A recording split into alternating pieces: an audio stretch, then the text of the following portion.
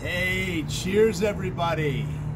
The King of Connecticut's here, and it has been a pleasure for me to be a repeat guest on Canada's top combat sports podcast, Hannibal TV. And I've also booked some of my UFC clients, such as Stephan Bonnar, and you might have seen Stephan Bonnar holding Hannibal back from Ming out there in Las Vegas, and it's rumored that there's going to be a tag match with Bonnar teaming up with Hannibal against Ming and the Barbarian. And I've got to say, Ming and Barbarian, there's a lot of myth surrounding those guys. There's no myth surrounding Stephan Bonnar, UFC Hall of Famer, and Hannibal, Devin Hannibal Nicholson, Canadian National Freestyle Wrestling Champion and Canadian National Grappling Champion. Bonnar and Hannibal would literally crush Ming and Barbarian. Now there's something else that's been going on Hannibal TV that I wanted to weigh in on, also relating to MMA and pro wrestling.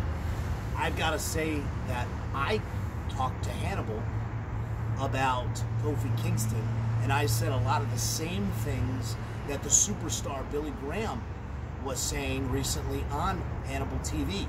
And I related to this. Myself, having been a prime marketing consultant, worked for Spike TV and Bellator, if WWE wants to expand their ratings and they don't want to be so niche, they don't want to exist in a bubble, they should not have their heavyweight champion walking around at 170 pounds soaking wet like Kofi Kingston.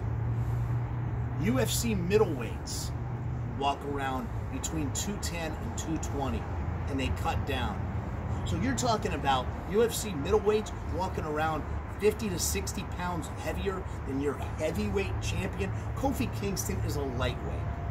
I relate this to years ago, about 2012, when I was with Kamal Shalorus at Extreme Couture in Las Vegas, and we were staying with a great guy, Neil Melanson, who was Randy Couture's grappling coach.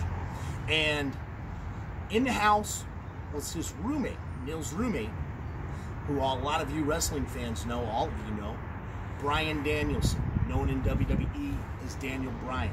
Also a good guy. But Kamal and Daniel were the same size. Bryan Danielson's actually a pretty good grappler, but if he was in UFC, he would be a lightweight, because at that time, Kamal was fighting for UFC as a lightweight.